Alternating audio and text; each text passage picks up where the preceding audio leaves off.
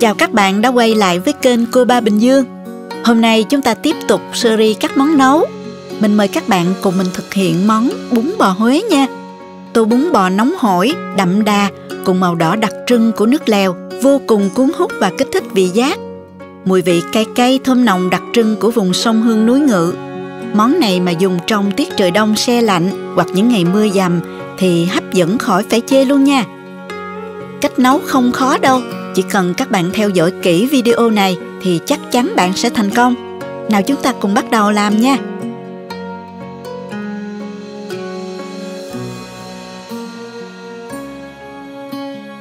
Sau đây mời các bạn tham khảo phần nguyên liệu mình ghi đầy đủ để các bạn chuẩn bị. Mình thiếu huyết heo và bắp chuối bào á, các bạn thông cảm cho mình nha.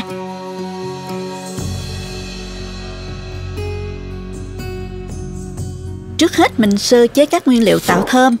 Mình gói gừng bằng giấy nhôm.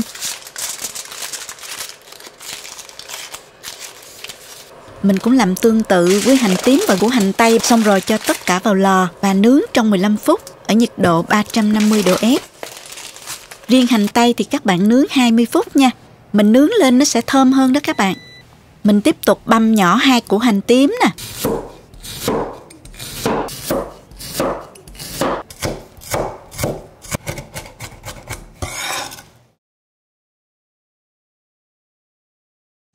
Băm tương tự với 4 tép tỏi luôn ha.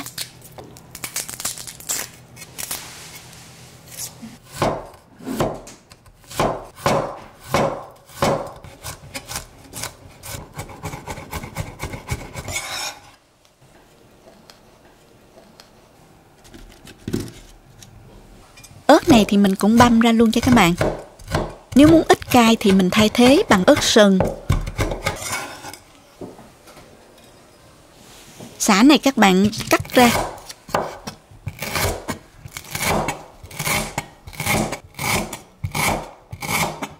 Rồi băm nhỏ 2 cây sả nha. Phần còn lại thì mình sẽ đập dập ra. Sau đó mình bó lại cho gọn để chút nữa mình vớt ra cho dễ ha các bạn.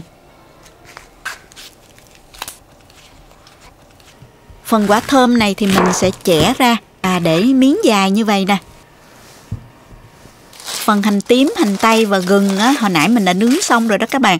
Bây giờ mình sẽ lột vỏ nó ra nè. Còn hành tím thì mình chẻ sơ ở trên đầu.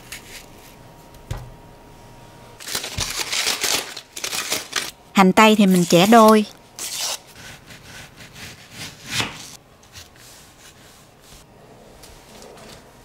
Gừng thì mình đập dập nó ra ha.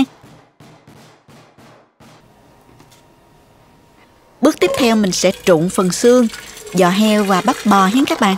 Mình cho nước sôi vào nồi. Cho vào nồi và lắc gừng tươi và nửa muỗng canh muối. Sau đó cho xương và giò heo vào. Các bạn sử dụng xương bò cũng được nha. Xương và giò heo và bắp bò thì mình đã ngâm muối và rửa sạch rồi nha các bạn. Khi thấy nước sôi khoảng 2 phút thì mình tắt bếp nha. Vớt xương và giò heo ra. Xong rồi mình cho bắp và nạm bò vô trụng luôn. Để khoảng 2 phút thì mình vớt ra luôn ha. Sau khi trụng xong mình đem tất cả đi rửa lại với vòi nước cho thật là sạch nha. Chịu khó sơ chế kỹ thì cái nồi nước lèo của mình sẽ trong và thơm ngon hơn nha các bạn. Phần bắp bò này bây giờ mình sẽ hầm trong nồi Instant Pot cho nhanh ha. Trước khi cho bắp bò vào thì mình dùng sả lót dưới đáy nồi nè. Sau đó cho bắp bò cùng nạm bò vào. Cho vào 2 lít nước. Nhớ là không được vượt quá mức mát của nồi nha các bạn. Bây giờ mình cho gia vị vào hầm cho thịt nó ngon hơn ha. Cho vào 1 muỗng cà phê muối, nửa muỗng canh hạt nêm, 15 g đường phèn, nửa củ hành tây nướng, gừng nướng luôn ha, và 1 củ hành tím nướng. Và cuối cùng là 1 miếng thơm. Nếu kỹ hơn thì các bạn có thể ướp khoảng 1 tiếng cho thịt thấm rồi luộc để thịt đậm đà nha. Đậy nắp lại. Gạt van về khóa sealing.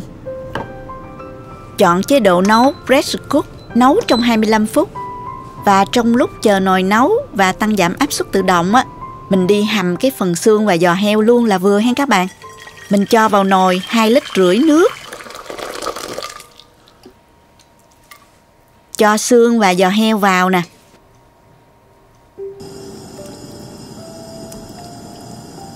Cho vào 1 muỗng cà phê muối, 20g đường phèn. Cho hành tây, hành tím nướng và gừng nướng vào luôn. Rồi đến sả đập dập nè. Mở lửa lớn, chờ nước sôi lên. Khi nước đã sôi mạnh thì mình hớt bọt nha. Và mình cho thơm vào luôn ha.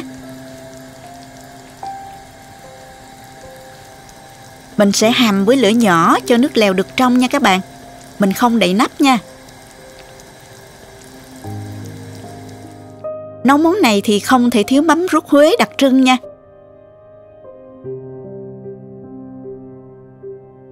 Cho mắm ruốc vào nồi. Cho vào nửa lít nước.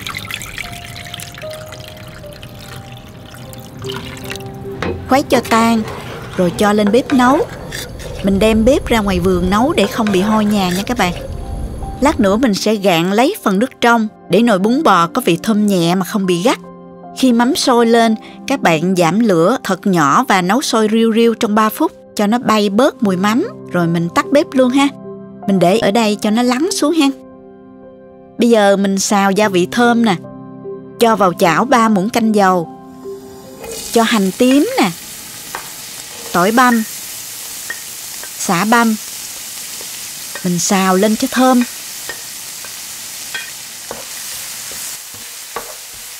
Khi thấy mà nó hơi chuyển màu vàng á, lúc này thì mình cho vào 1 muỗng canh ớt bột Hàn Quốc cho đỡ cay đó các bạn.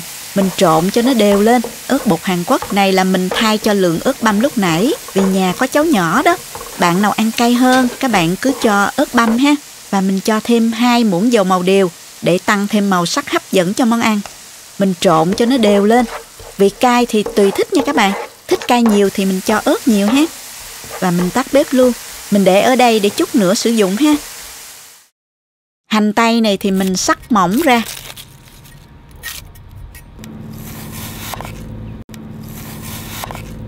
Và ngâm vào nước đá cho đỡ hăng.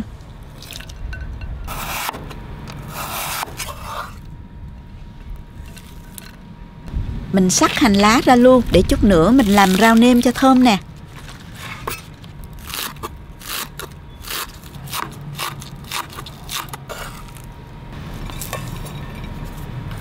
Chanh thì mình cắt ra thành miếng để lát mình cho ra đĩa làm đĩa chanh ớt ăn kèm nha.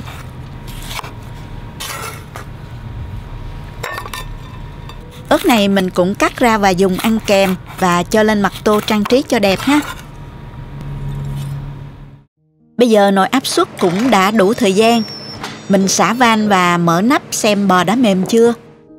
Mình dùng đũa xăm thử.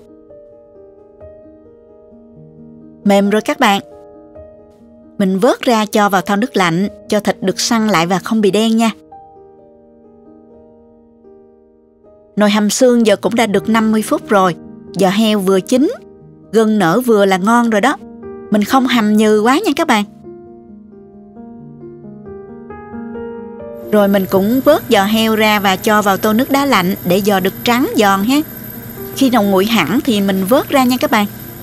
Bắp bò cũng vậy ha. Mình vớt hết xương trong nồi nước lèo ra luôn. Tiếp theo thì mình vớt toàn bộ hành nè, sả, thơm bỏ ra.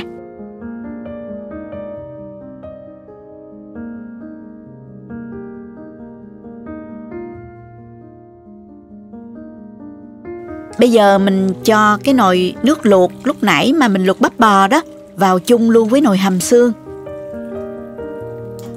Châm thêm 1 lít nước sôi vào để bù lại lượng nước đã bốc hơi khi hầm. Vậy tổng cộng lượng nước lèo trong nồi hiện tại là khoảng 4,5 lít đó các bạn. Tiếp theo mình quay lại với nồi mắm ruốc. Bây giờ ruốc đã lắng xuống rồi. Mình gạn lấy phần nước trong của mắm. Khoảng 250ml đó các bạn.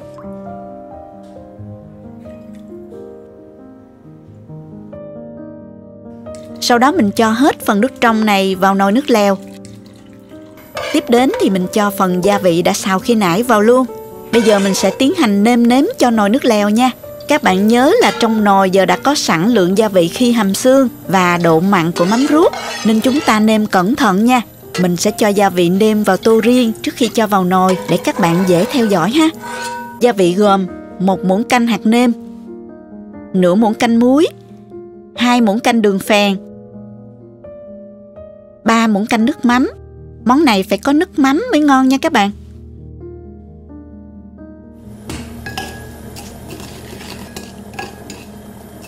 Và cho tất cả vào nồi.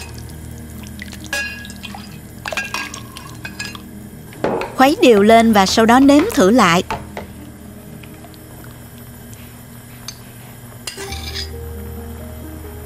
Cuối cùng thì mình cho thêm nửa muỗng canh bột ngọt cho điều vị. Bạn nào không dùng bột ngọt, bạn có thể không cần cho vào nha. Khuấy đều lên. Với lượng gia vị này thì mình thấy đã vừa khẩu vị gia đình mình. Tuy nhiên khẩu vị của từng vùng miền có khác nhau, nên các bạn có thể gia giảm cho phù hợp ha. Phần nước lèo như vậy đã xong. Mình luộc bún luôn nè. Bún sau khi đã ngâm được 20 phút, mình cho vào nước sôi luộc 15 phút. Thử thấy cọng bún mềm là được rồi. Không luộc lâu quá bún sẽ bị nhão không ngon nha các bạn. Mình đem đi rửa bún với 2 lần nước lạnh.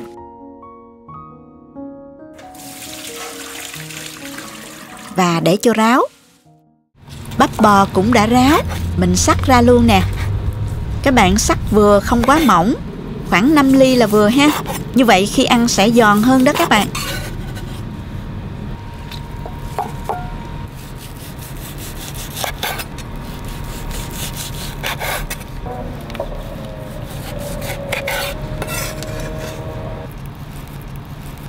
Xắt nạm ra luôn ha.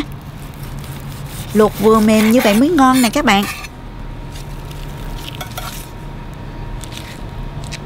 Chả bò này thì mình xắt ra luôn, để lát nữa mình cho lên mặt tô nhé. Các bạn có thể sử dụng chả gì cũng được.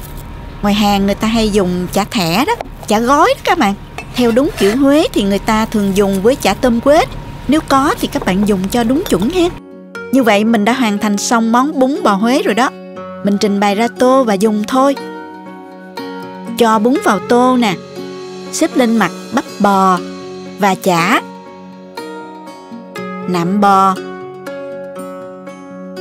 một khoanh giò, cho hành lá, hành tây. Nếu có thêm huyết heo nữa thì càng ngon. Chan nước lèo đang sôi cho ngập mặt bún.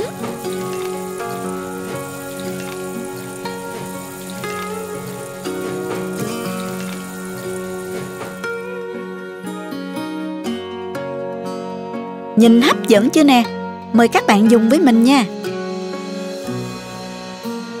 Nước lèo là phần chủ đạo tạo nên sự thơm ngon của tô bún bò. Mình sẽ thử nước lèo trước nha các bạn. Nước lèo trong có màu đỏ đặc trưng, mùi thơm từ sả, ruốc hòa quyện cùng vị ngọt thanh từ xương, vị cay đặc trưng. Vừa ăn vừa hít hà mới cảm nhận được hết cái ngon của tô bún bò Huế nha. Bún bò thì sợi phải to nha các bạn. Luộc vừa chín mềm, vẫn còn độ dai của bún là ngon ha. Thêm ít rau muống bào, giá nè, vài cọng rau thơm nữa để xoa dịu đi cái cay nồng của ớt sa tế. Bắp và nạm bò mềm giòn, chả bò, giò heo giòn sần sật rất hấp dẫn. Bạn nào thích ăn chả cua, chả tôm quết hoặc thịt bò tái thì cho thêm vào nha. Những nguyên liệu ăn kèm với bún bò tùy sở thích nha các bạn. Chúc các bạn nấu bún bò thật ngon cho gia đình vào dịp cuối tuần. Nếu thích cách chia sẻ, cho mình một like. Đừng quên đăng ký kênh để xem nhiều chia sẻ về nấu ăn trên kênh Cô Ba Bình Dương. Bạn cũng có thể truy cập website cobabình-dương.com để xem nhiều công thức nấu ăn dưới dạng bài viết. Cảm ơn các bạn đã ủng hộ kênh. Chào tạm biệt và hẹn gặp lại ở những video tiếp theo nha.